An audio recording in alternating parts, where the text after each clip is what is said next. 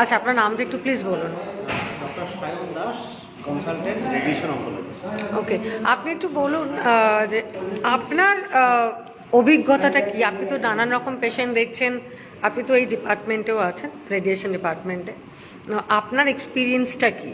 আজকে আমরা অনেক পেশেন্টদের এক্সপিরিয়েন্স শুনছি, মানে এখনও তারা বলছেন, মানে এক একজন এক এক রকমের অভিজ্ঞতা।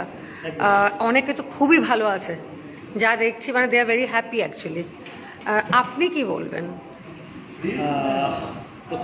মানে আপনার কি মানসিকতাটা হয় যখন আপনি এই ধরনের বিভিন্ন ধরনের পেশেন্ট হ্যান্ডেল করেন, যখন দেখেন তাদের অ্যাকচুয়ালি অনেকের ভীষণ ভয়, কারোর খুব দুঃখ, সেটা তো আপনাকেও ডিল করতে হয়, আপনাকে তো ট্যাকেল করতে হবে তাদের।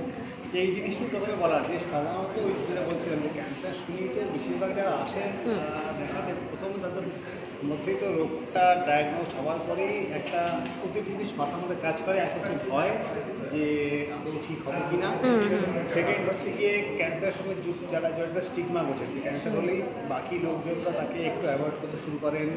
অনেকেই জিজ্ঞেস করেন যে ওনার এই রোগ হয়েছে, তাহলে কি একই ঘরে থাকা যাবে, একই ঘরে খাওয়া যাবে, একই বাথরুম ইউজ করা যাবে কিনা।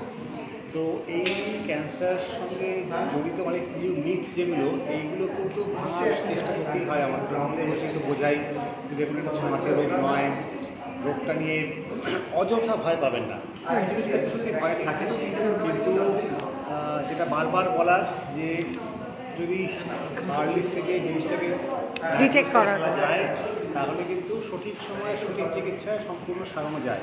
এবং আধুনিক চিকিৎসার মেইন যেটা প্লাস পয়েন্ট সেটা হচ্ছে কি এখন সাইড ইফেক্টগুলো অনেকটা করে কমানো গেছে। যে জিনিসটা আপনার নতুন যেটা আবিষ্কৃত হয়েছে, মানে ওটা মানে একটা রিসার্চের পর একটা ইমপ্রুভমেন্ট, নতুন একটা ডেভেলপমেন্ট হয়েছে। মানে সমস্ত ফিল্ডেই তো মানে যে অগ্রগতি যেটা, হ্যাঁ, রিসার্চ তো চলতেই থাকে। যেমন আমি বলছি ধরুন কেমোথেরাপির দিকে এখন কেমোথেরাপি প্রয়োগটা যত দিকে যাচ্ছে আস্তে আস্তে কমছে। লোকে বেশি করে টার্গেটেড থেরাপি, ইমিউনোথেরাপি, কারণ এগুলোতে সাইড এফেক্ট অনেকটা কম। কেমোতে তো লোকে ভয়ও পায়, প্লাস অনেকে নিতে পারে না। সেই জন্যই মানে নিতে পারে না, বলতে সাইড এফেক্টের জন্য। সাইড এফেক্টের জন্য সেটা কিন্তু এই টার্গেটেড থেরাপি বা বায়োথেরাপি বা ইমিউনোথেরাপিতে অনেকটা করে কম।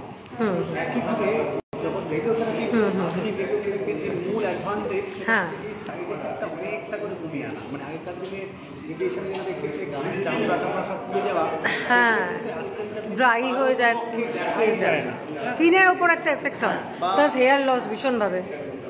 হেয়ার লস মূলত কেমোথেরাপি। হ্যাঁ, আমি না কেমোর কথাই বলছি আমি। কিন্তু সেইগুলো কিন্তু এখন অনেকটা করে কমানো যাচ্ছে আধুনিক চিকিৎসাগুলো। মানে সুফল বলতে কিন্তু এটা একটা বড় ব্যাপার।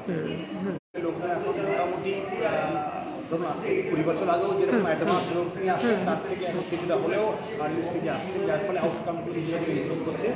কিন্তু আজকের দিনে যদি বলেন এই ক্যান্সার অ্যাওয়ারনেস যদি বক্তব্যটা এটাই থাকবে যে সচেতন হন, সচেতনতাটাই আসল চাবিকাঠি সঠিক সময়ে রোগটা নির্ণয় করার ক্ষেত্রে। কাজেই ওই গলায় আওয়াজ পরিবর্তন হয়ে গেছে বসে থাকবেন না, 2 সপ্তাহ ওয়েট করুন।